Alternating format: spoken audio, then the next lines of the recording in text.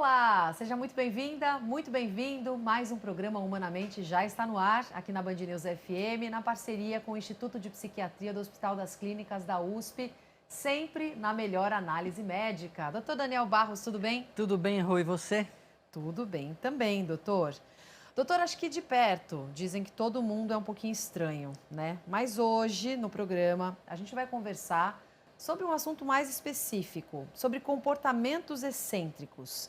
Será que ideias um pouco fora do comum têm sido mais validadas coletivamente, se tornando uma espécie de novo normal? A gente vai ouvir o doutor Daniel sobre isso, até porque a gente tem falado na rádio, doutor, durante os jornais, sobre alguns casos recentes que ilustram sobre o que a gente está falando. Por exemplo, o caso de um juiz aposentado que tinha um nome absolutamente normal, José Eduardo Franco dos Reis, que passou a vida inteira fingindo ser Edward Albert Lancelot Canterbury Caterham Wilkfield. Os advogados, no caso, alegam que ele tinha um transtorno de personalidade esquizoide. A gente também tem um outro fluxo, digamos assim, que a gente vem acompanhando com bastante atenção na rádio. O doutor Daniel chegou a falar sobre isso com a gente. Um grupo de mulheres realizando encontros virtuais, encontros presenciais e registrando mais as bonecas Bebê Reborn. Um desses encontros aconteceu no Parque do Ibirapuera, na zona sul de São Paulo. Esse modelo de boneca que não é novo, existe há mais de 30 anos, mas agora ganhou as redes e as discussões chegaram até em Brasília, depois de brinquedos serem registrados em hospitais. E sobre esse assunto da Bebê Reborn, inclusive a nossa sala digital, que sempre prepara materiais para ilustrar as nossas conversas, preparou um vídeo do Zé Florentino. Conta aí, Zé. Bebê Reborn no SUS? É verdade? A Sala Digital foi atrás da resposta para uma das principais perguntas nessa semana com "é verdade". Se você achou que já tinha visto de tudo, segura essa. Tem gente levando boneca de silicone hiperrealista para tomar vacina e até para passar no médico. Essa semana, uma mulher de 25 anos pediu para um motorista de aplicativo acelerar porque o bebê dela estava com muita dor. O que o coitado não sabia é que a criança na verdade era um boneco. Por sorte, uma conhecida reconheceu a mulher na fila e mandou a mamãe Reborn de volta para casa. E a família diz que já procurou ajuda para ela, e precisa mesmo. Os especialistas explicam que apesar de poderem ter uso terapêutico, os bebês reborns precisam ter um limite. E o Congresso Nacional também entrou na discussão para traçar uma linha clara. Boneco é boneco. E quem tentar se aproveitar deles para ter prioridades ou até benefícios que são previstos para bebê de verdade, pode ter que arcar com uma multa de até 20 salários mínimos. Agora o texto precisa passar pela Câmara e pelo Senado antes de seguir para a sanção do presidente Lula. Mas e aí? O que você acha dessa nova tendência? Deixa a sua opinião aqui nos comentários. Obrigada, Zé. A nossa sala digital também levantou que o Brasil é o país que mais pesquisa sobre bebê reborn na internet, para a gente ter uma ideia. Doutor, é claro que são casos específicos, a gente está tratando aí de coisas muito diferentes em relação ao nome excêntrico e aos casos aí da bebê reborn nas redes sociais, mas até que ponto esses comportamentos, no mínimo diferentes, podem ser considerados normais, quando há uma parte que pode ser associada a alguma psicopatia, por exemplo? Então vamos lá, Rô. É importante a gente separar as coisas, né? O comportamento humano, ele é variado. Tem gente que gosta de uma coisa, tem gente que gosta de outra coisa, tem gente que exagera de um lado, tem gente que exagera de outro. O ouvinte vai saber onde ele aperta o calo, né? Ou algum conhecido, todo mundo tem ali, às vezes, alguma coisa que a gente chama, geralmente, assim, de forma genérica, de estranha, esquisita, exótica, uma particularidade. Isso não é necessariamente um problema de saúde mental. É importante a gente separar isso. Por quê? Porque o ser humano, ele é múltiplo, ele é variado.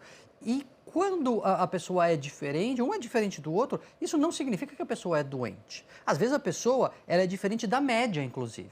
Tem uma média, tem um jeito padrão, assim, da gente se comportar, e essa pessoa, ela desvia da nossa média. Ainda assim, a gente não vai falar que essa pessoa tem necessariamente um transtorno mental.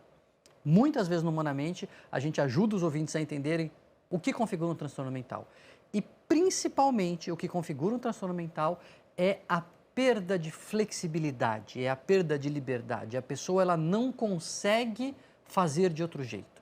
porque ela perdeu o contato com a realidade, porque ela acredita numa coisa que não é real, porque ela não consegue reagir, porque ela é dominada por uma emoção, por qualquer motivo que seja, às vezes por um impulso, né, por um desejo, seja o que for. Se a pessoa tem problemas por conta daquele comportamento, ela tem prejuízos, ela se indispõe com os outros, ela tem dificuldade de trabalhar, ela tem dificuldade de se relacionar, ela tem um impacto daquele comportamento e aquele comportamento está fora do controle dela. Aí é que a gente vai falar de um transtorno mental. Então, se a gente pensar genericamente, todas as esquisitices que a gente vê por aí, em rede social, mesmo no noticiário, são simplesmente isso, excentricidades, esquisitices, comportamentos fora do padrão, que em princípio não são patológicos, não são um transtorno mental. E tem muito da moda das redes sociais também, o que está viralizando. A gente viu o pessoal lá em Brasília se aproveitando também dessa discussão para chamar a atenção, porque são pautas que certamente não precisariam estar lá gastando o tempo das discussões lá na capital federal, né, doutor? É um excelente ponto, Rô, porque assim, agora tem que fazer uma lei para a pessoa não poder entrar na fila com o bebê reborn. Então, a gente vai fazer uma lei para a pessoa não entrar com bengala? A gente vai fazer uma lei porque a pessoa não pode entrar com uma peruca de cabelo branco e se fingindo de velha para pegar a fila do idoso? A gente vai fazer uma lei para a pessoa não colocar um óculos escuro e fingir que é cega? Precisa de uma lei para cada coisa? É óbvio que não. Existe uma lei geral que você não é falsidade ideológica, sei lá. O doutor Rolo, que sempre nos ajuda aqui na Band News FM, poderia nos ajudar. Assim, você não pode fazer um golpe, né? Você não pode dar uma malandragem e conseguir um benefício fingindo uma coisa que não é.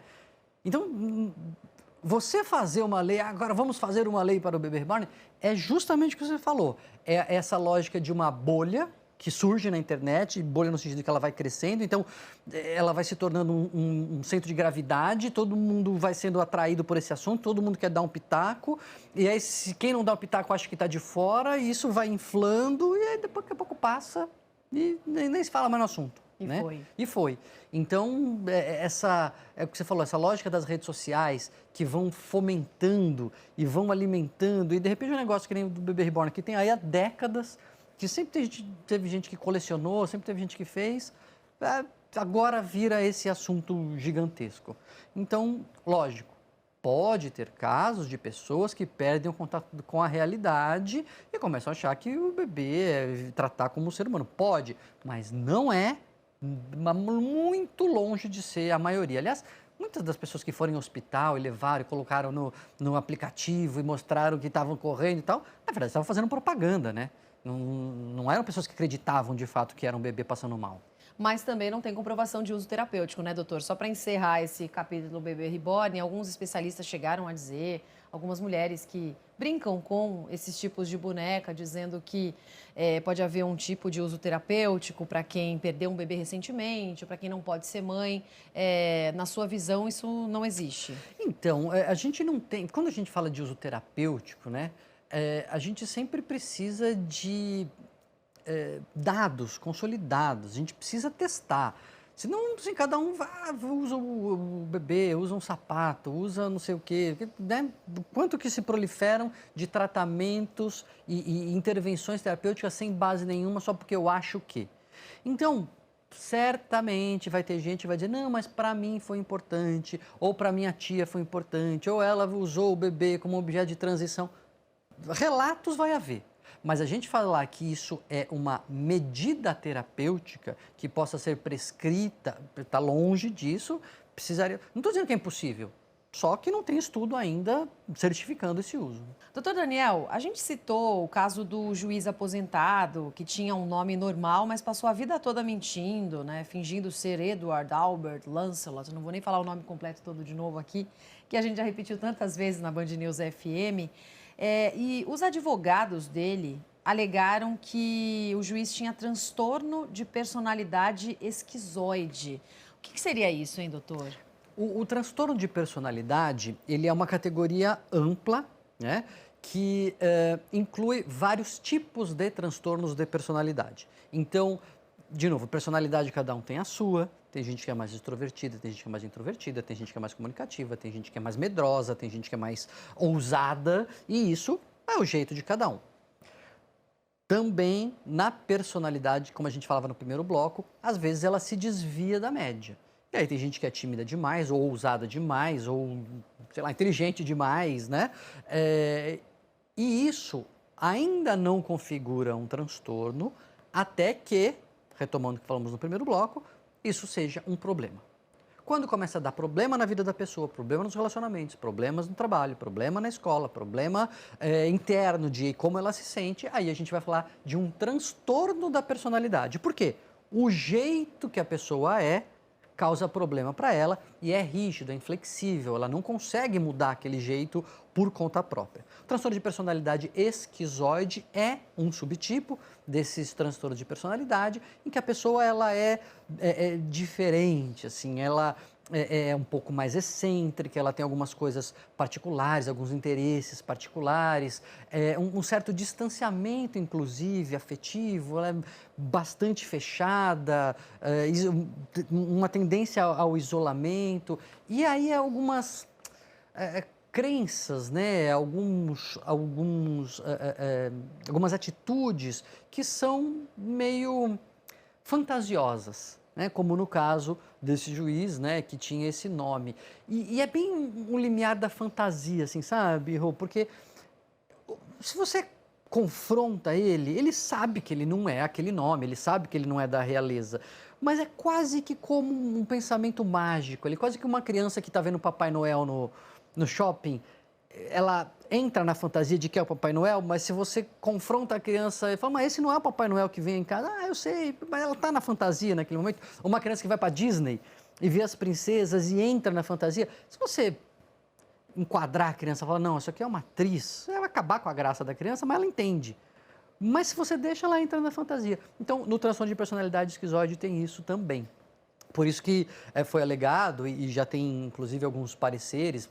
Provavelmente isso aí vai caminhar para uma avaliação pericial, para determinar se é isso mesmo. Mas, de qualquer forma, é um outro comportamento excêntrico, né? Porque é uma pessoa que sai da média e cujo distanciamento da média a prejudica. No caso, fez com que ele ferisse a lei, né? A vida toda. Exatamente, sofresse um processo. Agora, doutor, você falou desses transtornos de personalidade. Existem vários tipos e quando os comportamentos podem indicar que, de fato, aquilo ali é uma doença, a gente pode chamar de doença mental, doutor? A gente chama de um transtorno mental, né? O termo doença, ele é mais complicado porque a gente usa para quando um problema tem uma causa bem definida, tem um tratamento para aquela causa específica. No caso da psiquiatria, a gente usa transtornos porque são problemas mais amplos, né? Nem sempre você tem uma causa pontual. Existem vários transtornos de personalidade.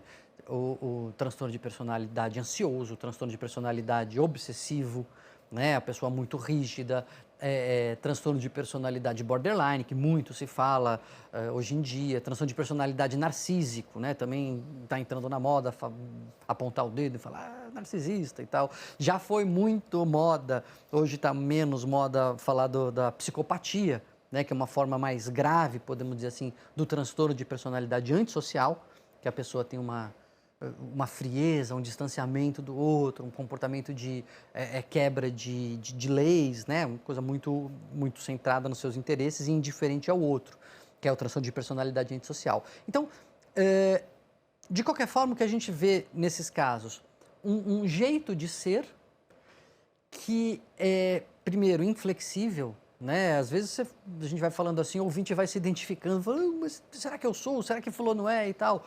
Na verdade, a gente tem nosso jeitão de ser, mas a gente tem um jogo de cintura, a gente tem uma flexibilidade. Eu tenho um jeito de fazer o programa aqui, de lidar com a Roberta, que, de repente, não é o mesmo jeito que eu lido com o meu chefe no hospital e a gente vai se ajustando, né? Por mais que eu tenha o meu jeito padrão, a gente tem uma flexibilidade, né? Às vezes a pessoa é mais, sei lá, é mais bruta. Só que aí ela é bruta, mas ela sabe onde pode ser bruta, onde, né, o lugar que ela se contém, enfim, só para dar um exemplo de flexibilidade. No transtorno de personalidade, a pessoa perde isso e ela se comporta daquele jeito em todos os meios e isso causa prejuízo para ela desde muito cedo. Ela fala, o fulano, toda vez aqui no emprego, ele faz assim. Mas o resto da vida ele não faz assim. Bom, então não tem cara de ser transtorno de personalidade, não. Então, os transtornos de personalidade existem vários tipos, mas um ponto em comum entre eles é a falta de flexibilidade. E isso tem tratamento, doutor? O tratamento deve ser feito quando interfere na qualidade de vida do paciente, quando atrapalha a vida da pessoa? Exato. Por definição, o transtorno de personalidade vai trazer prejuízo. Né? E é isso que caracteriza, né, que diferencia só do jeito de a pessoa ser.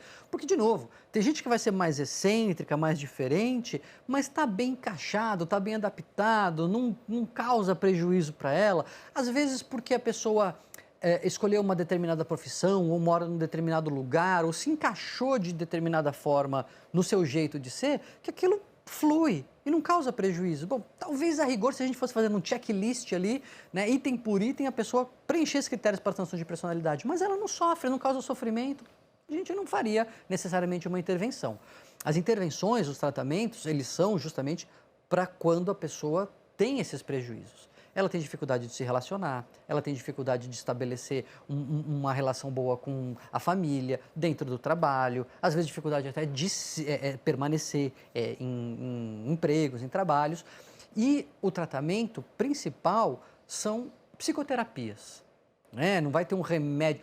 Eventualmente um remédio pode ajudar, porque tem personalidades que são muito impulsivas, o remédio vai diminuir a impulsividade. Tem personalidades que têm uma tendência à ansiedade muito forte, o remédio pode controlar um pouco a ansiedade. Mas o principal é a pessoa entender, junto com a terapia, aquele seu padrão, quem ela é, como ela funciona, por que que isso é disfuncional. Por que que você ser muito rigoroso tem a personalidade paranoide, que a gente chama, que ela é muito briguenta pelos seus direitos, tudo é direito, tudo vai na letra da lei, ela exige tudo para si, então ela está sempre criando confusão porque a vida não é tão rigorosa assim, né? E olha, tem gente que relaciona esse comportamento a signo, mapa astral. É verdade. Vai ver que não é nem isso, hein? Mas a origem dos signos é essa, né? É identificar padrões gerais de comportamento e tentar enquadrar as pessoas ali. É que, né, não tem essa correlação quando você estuda cientificamente com quando a pessoa nasceu. Mas, de fato, é isso. São formas de ser, de estabelecer relações com os outros e consigo mesmo que causam problema. E a terapia vai entender por que isso causa problema e como a gente pode contornar isso, né? Tentando ensinar a pessoa a flexibilizar um pouco mais seus comportamentos. Se ela estiver aberta a esse processo também, né, doutor? De fato, esse é o tipo... Terapia, de forma geral, não funciona na marra. Particularmente nos transtornos de personalidade, a pessoa tem que ter ciência de que aquilo está sendo prejudicial para ela e a motivação para mudar. Doutor Daniel Barros estava me contando aqui fora do ar e vai trazer para a gente alguns outros exemplos de comportamento, no mínimo, bem diferentes. Ele estava explicando no último bloco, para você que perdeu e pode até recuperar aí pelas nossas redes, pelo nosso site, pelo YouTube, quais são os diferentes tipos de transtornos de personalidade, entre eles a psicopatia. O que entra nesses comportamentos? E dá uns exemplos para a gente imaginar, hein, doutor, de comportamentos assim bem diferentes que existem. Assim, quando a gente pensa nos transtornos mentais em geral, normalmente eles já são diferentes, né? Eles são comportamentos ou desejos ou atitudes que se desviam da média, que causam problema, que merecem tratamento, enfim. Então, são...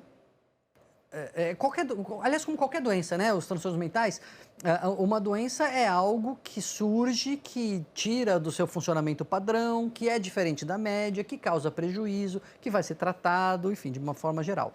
Agora, hoje em dia não, né? O ser humano, ele tem muito, que a gente estava falando no primeiro bloco, de coisas estranhas, de coisas excêntricas, de coisas esquisitas, que nem sempre são transtornos mentais e que nessa confusão que as redes sociais trazem, por vezes a gente confunde com transtornos mentais. Tem um exemplo que é bem recente, que vira e mexe volta a povoar as redes sociais, que é uma coisa que culturalmente se chama de Therians, as pessoas que se identificam com animais. Então, é o sujeito que bota lá um rabinho de cachorro, e aí às vezes fica de quatro, bota umas roupinhas malhadas, e aí pede pro namorado botar na coleira, pra namorada botar na coleira e tal. E aí tem encontros, né, de pessoas que se vestem como animais e que, né, vão brincar ali de que estão animais. Eu digo brincar porque na maioria das vezes essas pessoas não perderam a noção da realidade e elas não acham que são cachorros. É muito importante fazer essa distinção. Por que que eu enfatizo isso, Rô? Você vai ver que tem uma confusão que isso traz. O que as pessoas dizem? Não sei se você já ouviu gente dizer assim, porque agora então cada um pode se identificar como quiser. O homem quer se identificar como mulher, a mulher quer se identificar como homem, o cara quer se identificar como cachorro. Putz, aí a gente fez uma tremenda confusão. Porque as transidentidades, as pessoas que têm transtorno de identidade de gênero ou disforia de gênero, é algo bem estabelecido na medicina muitos anos atrás e cada vez mais estudado, que são pessoas que nascem com um determinado sexo biológico e se identificam muitas vezes com outro gênero. Que o exemplo mais comum, que está todo mundo já acostumado a ouvir, são os transexuais. O sujeito nasceu como homem, como sexo biológico de homem, com pênis, mas ele se identifica como mulher, com gênero feminino, e ele quer se vestir daquela forma, ele quer se comportar daquela forma, e isso traz sofrimento, se ele se ele é obrigado a ficar no gênero masculino. Isso é um transtorno, isso é uma coisa que merece tratamento, isso é um transtorno de identidade ou de gênero, transtorno de gênero. Quando a pessoa quer botar roupa de cachorro, quando a pessoa está se comportando assim, ela não se identifica como um cachorro. Ela pode se identificar como um cachorro. Acha bonitinho, gosta do jeito que ele anda e tal. E aí ela faz, brinca, posta na rede social, tira foto e aí depois segue a vida. A pessoa não está comendo no chão, a pessoa não está ficando sem roupa, a pessoa usa o celular. Se a pessoa acha que ele é um cachorro, ela não usa o celular. Tá certo? Então, existe uma confusão e aí eu acho que é desonesto e cruel com as pessoas que têm transidentidades, por exemplo. Falar que é tudo a mesma coisa. A pessoa que quer se identificar com o cachorro é igual a pessoa que quer se identificar com um outro gênero. Não é. É uma confusão muito grande e isso é cruel até com essas pessoas, né? Você falou bastante sobre esses transtornos de personalidade que envolvem essa falta de flexibilidade. No ambiente de trabalho, por exemplo, as pessoas podem identificar esses tipos de comportamento com colegas que têm alguns comportamentos que muitas vezes acabam variando ali, né? Que acontecem em alguns momentos específicos. Uhum. Como entender se é um transtorno mesmo de personalidade, doutor? Eu costumo dizer que a gente não deve ficar diagnosticando coleguinha. Não vamos fazer o bingo da doença e vamos ficar aqui fazendo, né, o checklist. Eu vou cantando as pedras e você vai ouvir, prepare seu caderninho e vamos fazer. Tem tal coisa, bingo. Não vamos fazer isso. Eu jamais faria. Mas o que acontece? Seja qual for o motivo, existem pessoas que têm comportamentos disfuncionais, que atrapalham o ambiente, que causam mal-estar, que são disruptivos, que bagunçam o nosso coreto. Seja a pessoa ter ou não um transtorno de personalidade, ter mau caráter, estar de mau humor, estar numa fase ruim, essa pessoa precisa de duas coisas. Primeiro, ser ajudada. Né? Se a pessoa está passando uma fase difícil, se a pessoa está deprimida, se a pessoa tem um transtorno mental, se a pessoa tem um transtorno de personalidade, a gente identificou. Uma primeira reação é a gente isolar, é a gente apontar, é a gente ficar de lado apontando o dedo e falando, olha lá, o fulano de novo fazendo aquilo. Mas uma abordagem mais útil, que seria melhor para a pessoa e para o grupo todo, seria tentar ajudar. Puxa, não assim, você está me enchendo a paciência, mas talvez você perceber que você está sofrendo, perceber que você não está legal. Você quer conversar? Quer uma ajuda? Podemos te ajudar de alguma maneira? Eu sei que às vezes isso é mais fácil falar do que fazer. Mas é óbvio que isso é melhor para todo mundo, porque a pessoa pode ser ajudada, ela melhora e melhora o ambiente para todo mundo, né? Agora não, a pessoa é do jeito que é, a gente já tentou, a gente já abordou, a pessoa não quer, bom, aí se a pessoa não quer, você não vai obrigar, né? Tratar na marra, aí essa pessoa vai acabar ficando menos, você vai interagir menos com ela. Tem gente que você tem que fugir mesmo, tem gente que você tem que tentar reduzir os danos da interação repetida com alguém que não quer, né, ficar bem. Mas esses comportamentos excêntricos, doutor, eles são reforçados e até muitas vezes incentivados por essa era das redes sociais? Isso aconteceu com o bebê reborn, isso acontece com os Cysterians, né? Enfim, o sujeito gostasse de cachorro e tivesse a ideia de botar uma orelhinha, um rabinho e não encontrasse mais ninguém com essa ideia e tomasse um tapa na cabeça da mãe dele, fala, moleque, para com essa mania e não sei o quê. Não estou dizendo que deva ser feito isso, pelo amor de Deus. Mas se acontecesse, a pessoa ia esperar passar. Agora ela entra numa comunidade e vê um monte de gente se comportando dessa mesma maneira, isso acaba sendo reforçado, ela vai se comporta assim. E eu não estou dizendo que está errado ou que está certo, não tem nenhum julgamento na minha fala. Só estou dizendo que com o bebê reborn aconteceu a mesma coisa. Quando você encontra uma comunidade que se comporta da mesma maneira, que louva aquele comportamento, que acha legal, é óbvio que isso vai crescer. E você não está incomodando ninguém, você não está furando a fila do SUS, se você não está furando a fila do mercado, se você não está burlando leis, não está prejudicando ninguém, esse desespero das pessoas com o comportamento alheio, eu já disse isso, acho que fala mais sobre nós do que sobre os outros, né? Sobre a nossa dificuldade de lidar com a diversidade. E sobre os transtornos mesmo de personalidade, quando existem, doutor, eles têm a ver com genética, eles vêm de DNA, a pessoa já nasce com aquilo, ou também podem ser criados, desenvolvidos por situações de tensão, por situações traumáticas ao longo da vida? Como a maioria dos transtornos na psiquiatria é um conjunto, né, multifatorial. Então, existem algumas predisposições, o temperamento ele é muito inato, né? Então, tem gente que é mais reativa, tem gente que é menos reativa, tem gente que é mais propensa a determinadas emoções, que isso vem, às vezes, de berço mesmo. Mas o ambiente também interfere. Né, a forma como a pessoa cresceu, as coisas que ela atravessou, o acolhimento que ela teve ou não teve, os traumas que ela passou ou não, também interferem no desenvolvimento da personalidade, podendo levar a um transtorno de personalidade. Ô, doutor, para a gente encerrar o programa, se você quiser, depois eu corto essa parte, tá? Vamos revelar aqui cada um traço excêntrico. Você tem algum traço de comportamento excêntrico revelável para os nossos ouvintes? Eu já falei mais de uma vez, não é exatamente uma excentricidade, mas eu destoo da média em termos de introversão.